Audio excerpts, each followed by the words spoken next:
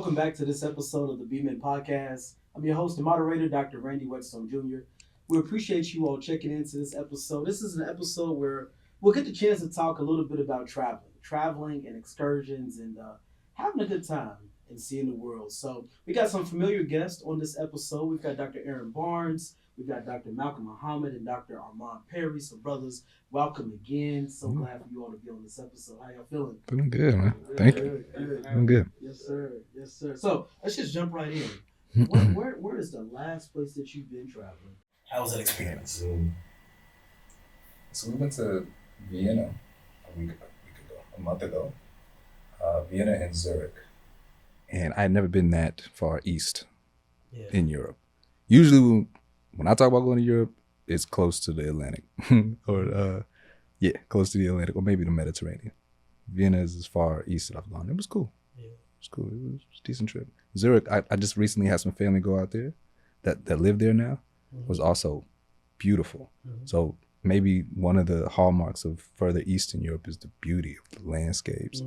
I'm talking about fjords, mountains, all of that stuff. In Vienna, the same way. It's off the Alps. So it was very cool. Very high up. Is that the farthest you've been?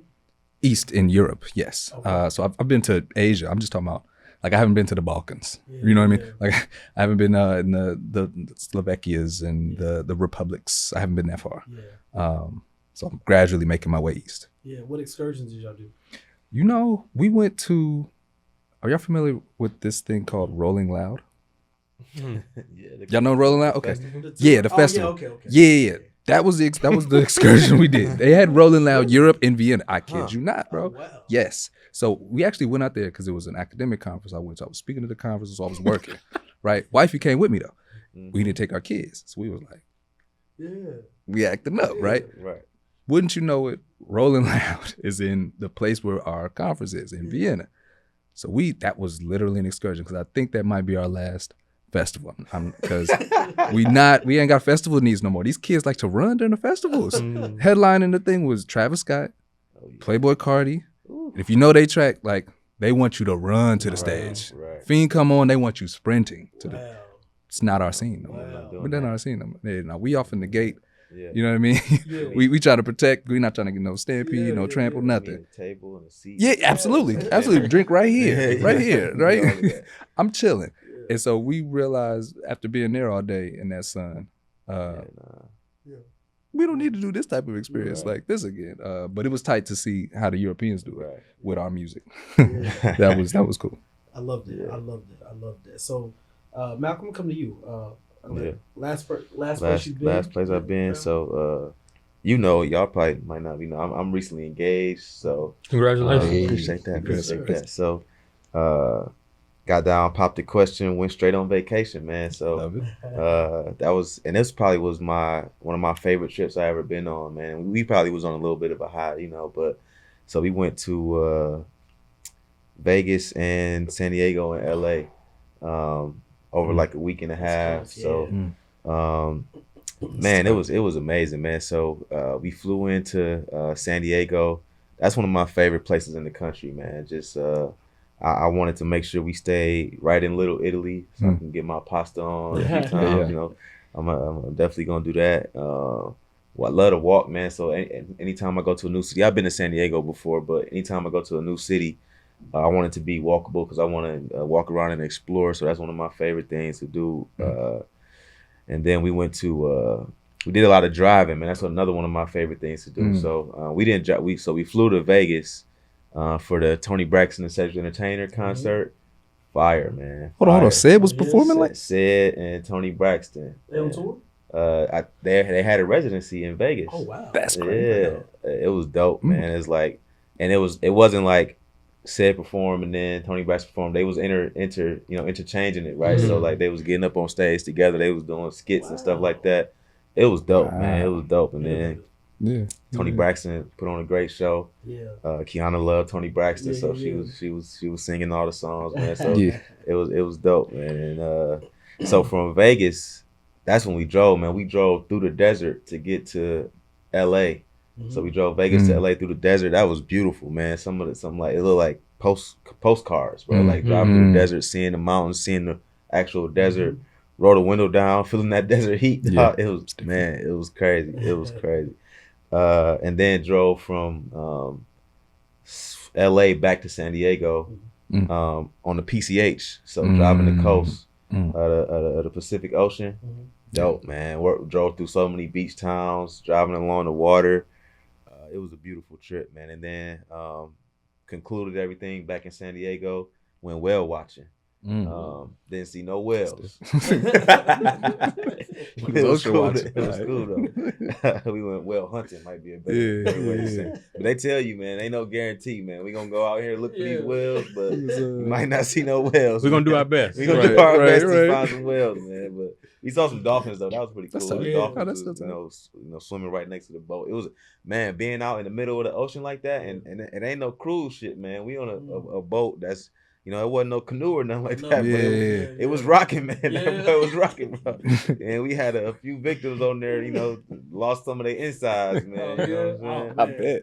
Man, but it was we stayed strong though. We once you find the rhythm, but it was cool. We had a great time. Yeah. That's what's up. It's interesting that you mentioned San Diego. And so the last personal trip my family and I took, we went to San Diego this past summer. And so we did the hop on, hop off tour, and Little Italy was one of the stops. I think we ate at an Italian spot there. I forget the name of it, but it was real cool. We also enjoyed the harbor there, which was cool. We didn't see any whales. We did see sea lions though. Saw one line, and they put on an interesting sort of a show for us. So that was fascinating. Went to San Diego Zoo, which was cool. For me the highlight of the trip was I went to La Jolla and did the paraglide, which was insane. And I got the idea because every year the PGA Tour, they have a tour stop, the Farmers Insurance, and they play at Torrey Pines, and that's right there at La Jolla. As a matter of fact, it's literally right next door to the paragliding place. And if you watch the tournament on TV, you'll see people periodically sort of gliding off the cliff in the coast or whatever. So anyway, so the guy straps me and he says, "I want you to run as fast as you can, and then when you get to the edge, then just jump." I was like, he's like, "No, for real." So sure, and I said, "Well, how tall is the cliff?" He's like, "It's like 450 feet." Well, what? So I'm like, "Oh man, so okay, so it's real now, right?" So anyway, we running and we jump, and then he takes control of the thing, pulling the levers and whatever. We just flying, doing our thing, right? And the coolest part for me was we actually went right over like the 6th or 7th hole on Torrey Pines golf course. I'm looking down at this guy missed like a 6-foot putt, like it was hilarious, right? So anyway, so that was the personal trip. But AB, you talked about being able to incorporate travel into the work. Had an opportunity to do a presentation down in Cartagena, Colombia, and that was cool as well. So because of course, in addition to doing what I was there to do, which is the presentation, but it also gave me an opportunity to do some exploring and some sightseeing. The Wall City, which was cool. They got a district called Little Miami, which was cool. Yeah. Yep. And then we also had an opportunity to go and do mud diving in a volcano, which was really, really interesting. Hold on. So like just floating in mud in a volcano.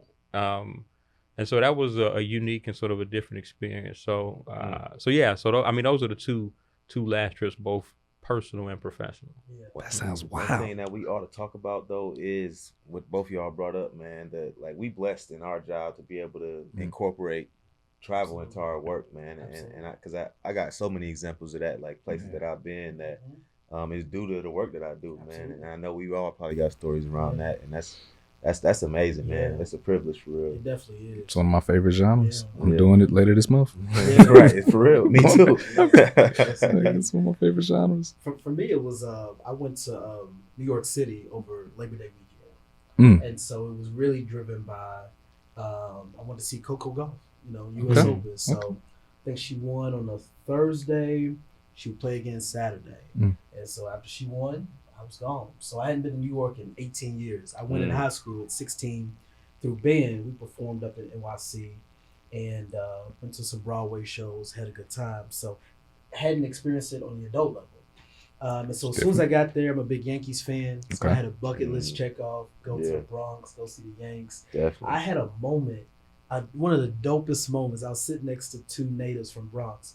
And they was like, Randy, our Kentucky friend. You know, bases was loaded. It was like bottom of the eighth. Yankees was down like 6-1, right?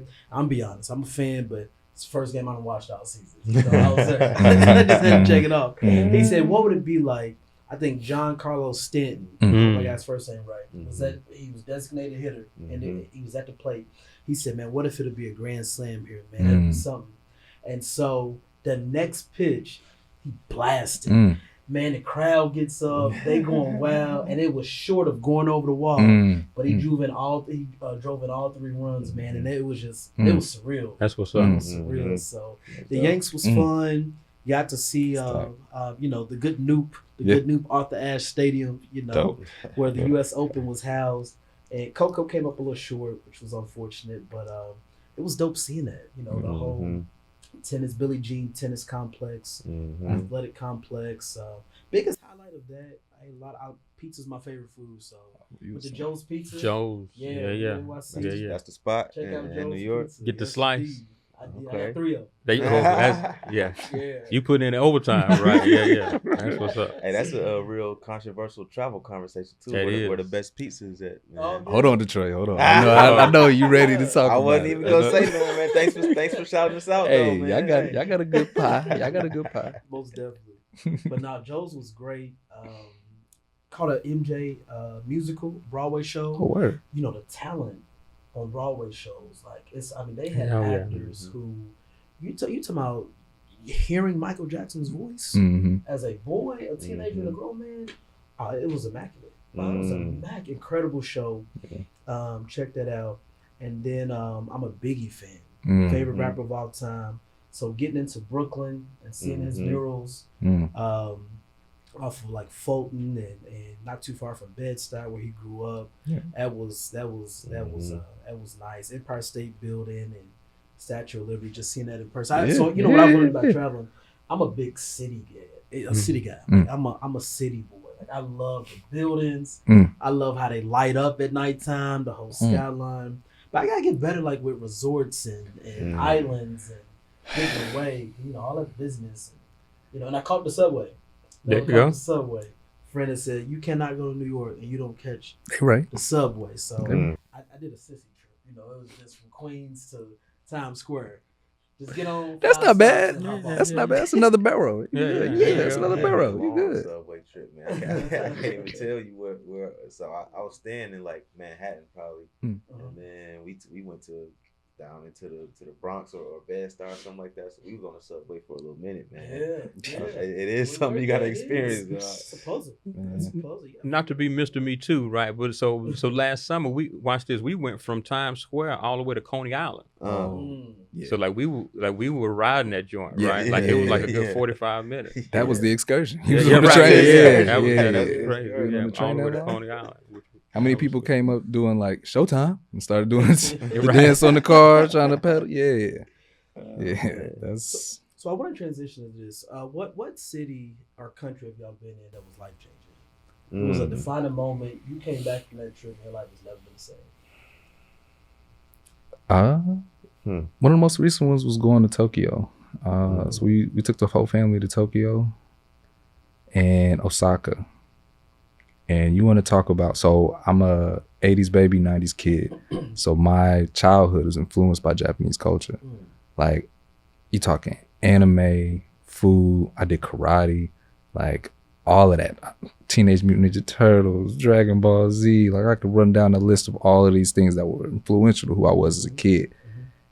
And now I'm looking at, I literally did a go-kart thing through the city where you go by, Bandai, the production house that put out Dragon Ball Z and all of these different shows. Like that's right there in the city. And I'm like, yo, like this is crazy. Pokemon is out there. And that's not what transformed me. That was more nostalgia. What transformed me was the cleanliness and lifestyle difference between living in the Far East versus over here in the West.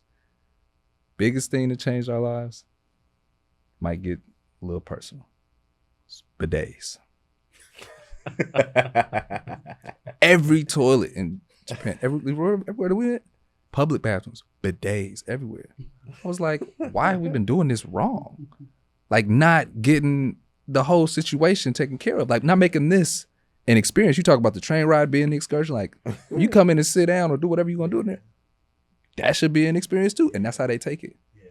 My whole house changed once we got back.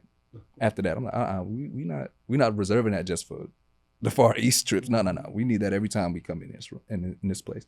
So that's when that changed me for good, because we made some structural changes to the crib after that. It's like, no. We go ahead and flipping that switch for sure. Yes, sir. Oh man, That's tough to follow. I'm not going to try to follow that. But what I will say is, and I'm just a little bit of a sort of a different direction, but you talked about sort of transformational, life-changing cities and trips and so on and so forth. So for me, it wasn't even a vacation as much as it was when I moved to Washington, D.C. to do an internship. mm-hmm. I'm from Montgomery, Alabama, right? And in my second semester of grad school, I moved to Washington, D.C. to do an internship. I ended up parlaying that internship into a job at the U.S. Capitol. I was 22 years old, and I'm still not qualified for that job, right? But I was able to sort of manufacture an opportunity because I know how to work relationships. And what happened for me during that time was I learned the difference between hope and belief. So in other words, right, if you hope something happens, then you aren't really sure, but maybe if I get lucky, then kind of, sort of, right? Belief is about knowing you can do it, just being given or granted an opportunity. And so for me, I mentioned Washington, D.C. as being transformational in my life because it helped me to make the leap from belief in what I could do. From hope in what I could do to belief in what I could do. And so to sort of bring the conversation full circle, any and all the other places that I've gone since then have been a sort of a direct springboard from what it was I accomplished during my time in Washington, D.C., because it literally opened up the rest of the world for me. I know I'm ready and prepared to be wherever it is I want to be, whenever it is I'm ready to do it. So Washington, D.C. always holds a sort of a special place for me because of what it was that I accomplished while I was there. That's fine. Yeah, man. That's tough for me, man, because on one hand, I don't know that I have had that trip yet that's been like really life changing. I think that trip is probably still to come for me.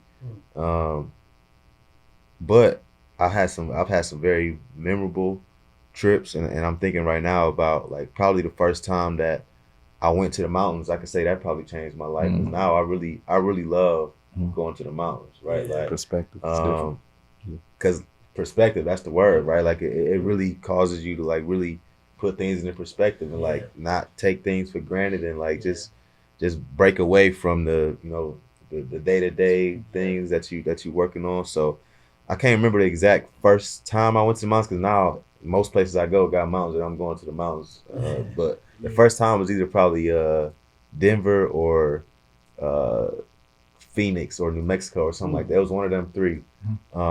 And just it's like majestic, man. It's it really changes the way you see everything about what's important in life, right? And so now it's just I feel like it's a part of who I am, man. Just wanting to be by the mountains and go on hikes and stuff like that. So that first time definitely meaningful for me for sure.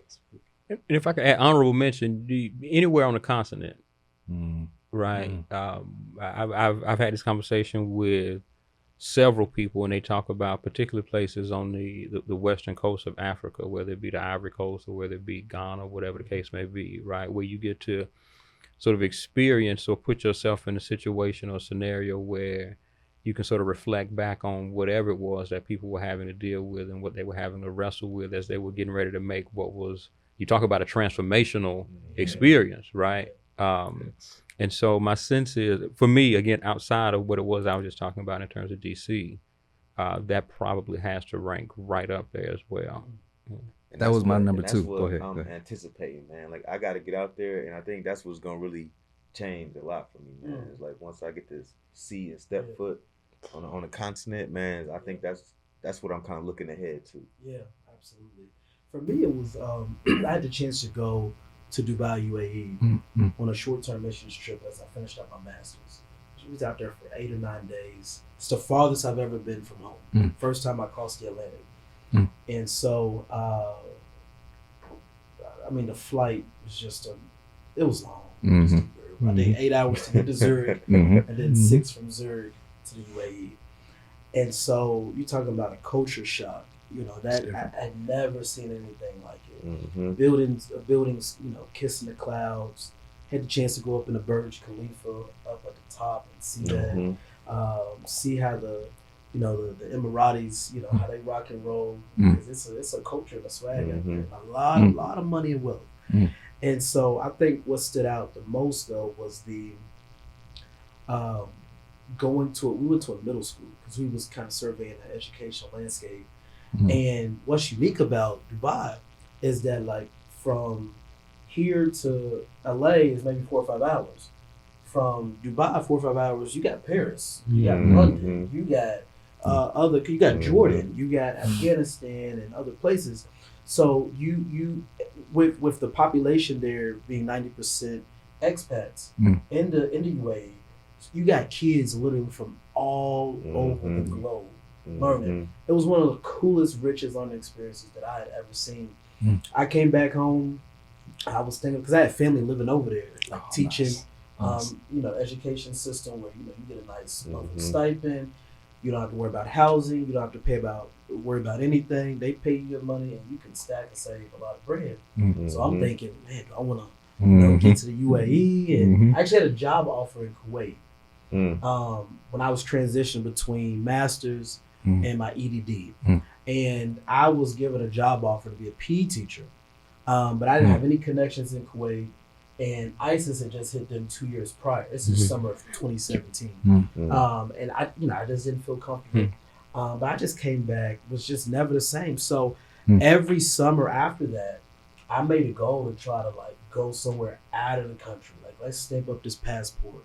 And so while Dubai was my life-changing trip, as of now, at this stage in my life, probably the most memorable was that next summer.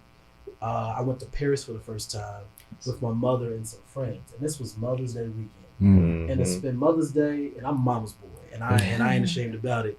To spend that Mother's Day, my mama grew up in Southwick, Carter Homes, here in Louisville, the projects. You know, me growing up in impoverished, you know, community. To spend that Mother's Day, that's unmatched. You know, because her background, you know, you ain't supposed to end up there. You know what I'm saying? And so. That was dope. And so I was on a nice little trip. Tokyo was next because I wanted to see the 2020 Olympics. I think they were the host city, but then COVID hit, so it changed some things. So I haven't been out of the country since my last international trip was Rome, Italy in 2019. I was finishing up my EDD. I said, this is your last big trip to finish this research and get this degree. And had a great trip. Loved it over there in Rome. So, you know, I think I'm overdue. I'm long overdue. Definitely overdue. Definitely overdue. Yeah, Africa was second on my list. Like you said, it's tough to follow the bidet change. But we went to Egypt, man. We went to Cairo. Yeah. And when I tell you talk about the mountains, right? And I 100% agree with you with the just awesomeness of being near mountains. You see the geography just change. That's incredible. Then there's some mountains that we built, like that we built, right? And like you see us all throughout the entire complex. It was ground shaking. And we took our daughter, she was like 2 at the time. We took her there. She don't remember it, but she pretend like she remembered because she got the pictures. She was like, yeah, I remember going to the pyramids. I'm like, man, you don't know how tight that is, that like you got, you know, evidence that you was there as a little shorty, you know what I mean? Like that's crazy. Talking about like, we got to get back to the West because we not been to the West side. But we feel that pull, like, all right, we probably weren't Egyptian, like, probably, right? I don't know, that's part of the trauma or whatever. But getting back to the West is like tugging at us, like, okay, Now we got to get back. So yeah, that was probably close second to Tokyo. To the bidets. Yeah. So I want to transition to this question. So what has been your scariest moment while traveling? Wherever you've been, what's been the scariest thing that's happened to you? Man, I got stories on this, dog. I got stories. So look, wifey used to own a travel agency. She's currently a travel influencer, family travel influencer. So we travel a lot. Okay. So I got a ton of stories on this. Forgive me if I get to dominate the conversation. I don't want to tell mine, so I'm good. Disclaimer over. First scary situation. I took my dad and my family. So at the time it was my wife and my daughter, my dad. We all went to Europe. It was in 2019. We hit Rome, we hit Paris, we hit Amsterdam and Brussels. My dad's first time going to anywhere outside the country. We had been some places. We get to Brussels. We took the train into Brussels from Paris.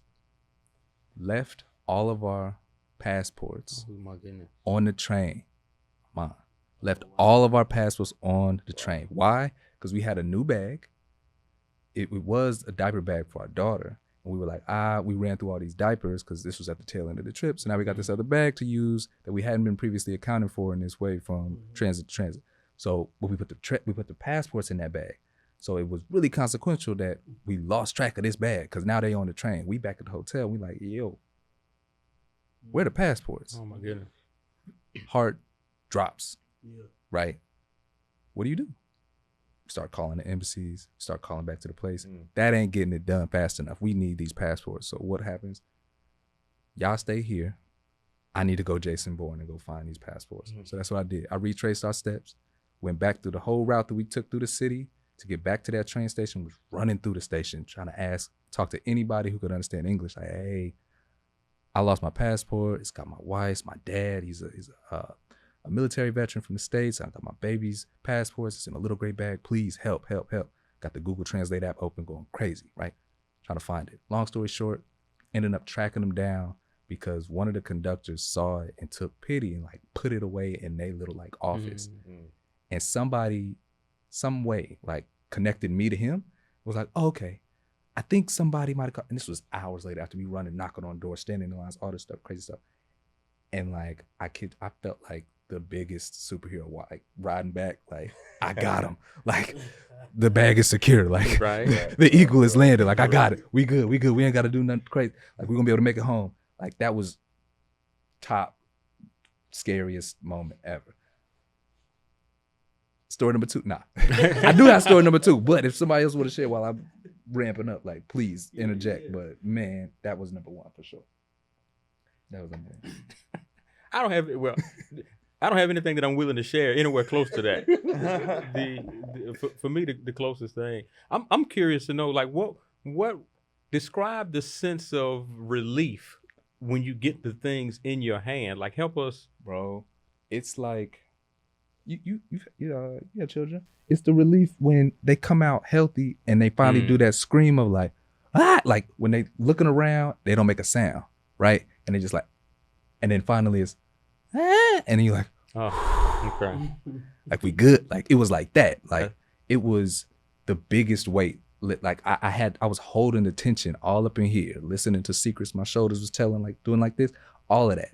And then when I found it, it was like we gonna make it home. We gonna make our flight. Like we good. We all right. That was crazy, man. That was crazy. Yeah, that's what's up. The only thing that I'm able to share, was way back. I graduated high school way back in 1997.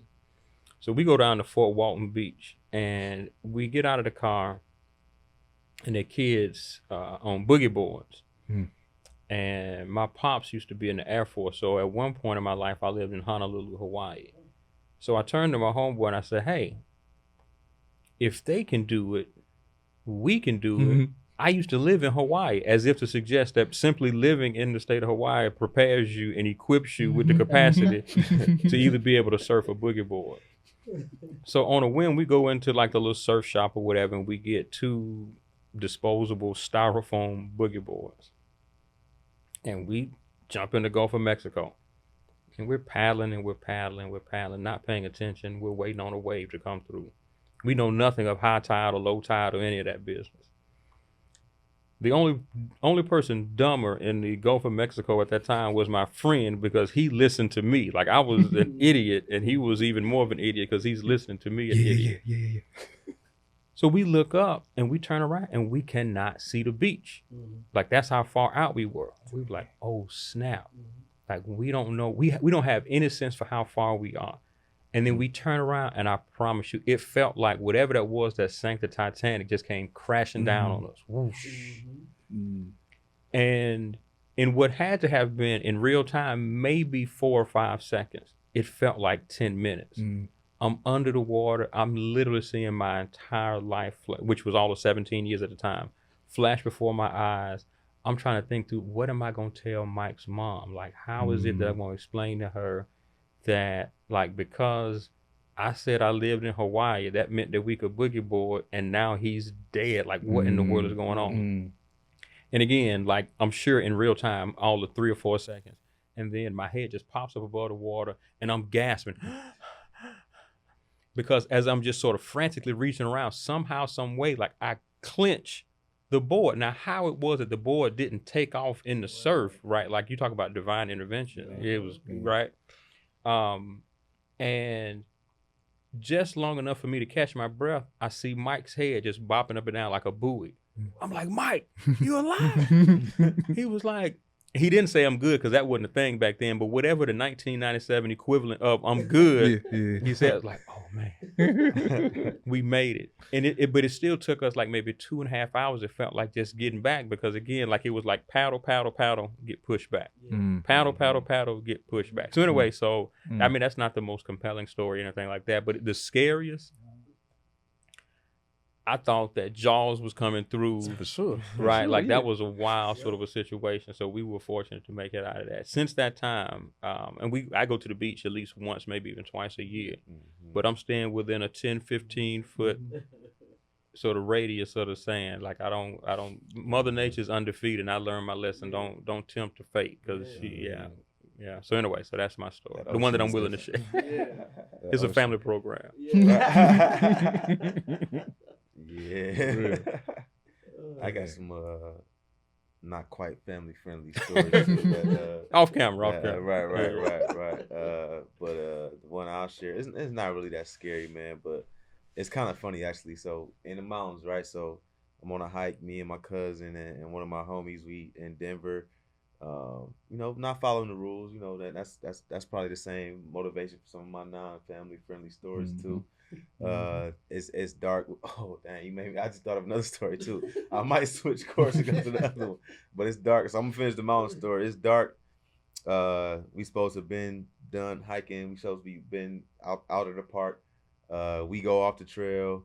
We see a footprint that don't look like nothing we want to run into, dog. So we like, man, we got to get back to the car, dog.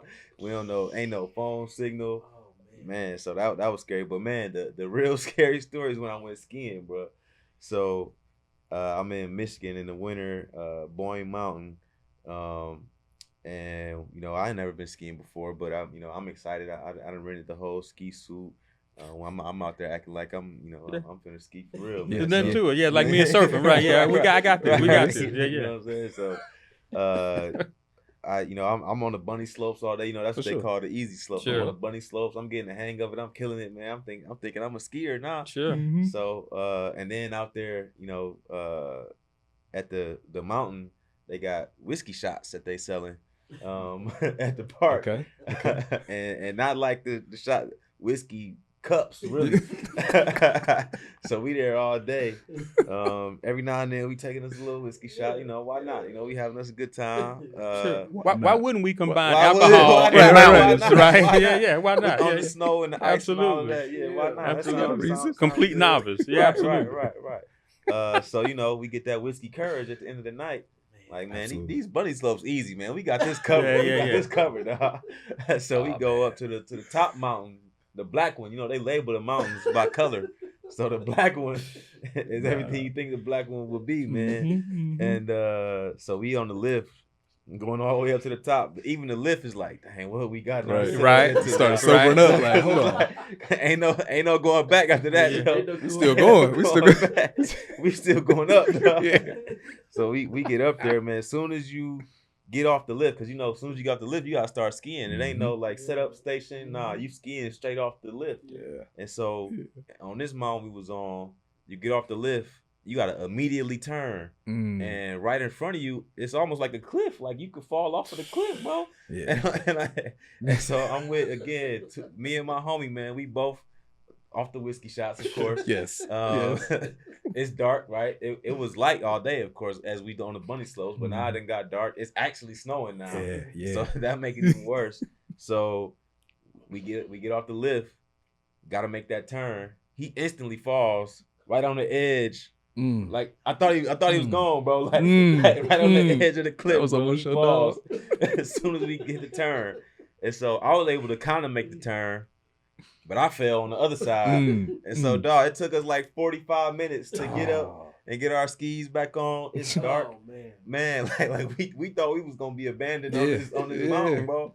And then like having to ski back down and like, it's only one way down, bro. Like, and I don't know how to ski for real, so I'm hitting all of these bumps. Like, it was so many times, like I wasn't just falling, bro. I'm airborne, like all hands and legs in the air, like dog, I'm just out of control, bro. Like, I'm just thankful I made it down that hill, man. That's a crazy story. That's wild.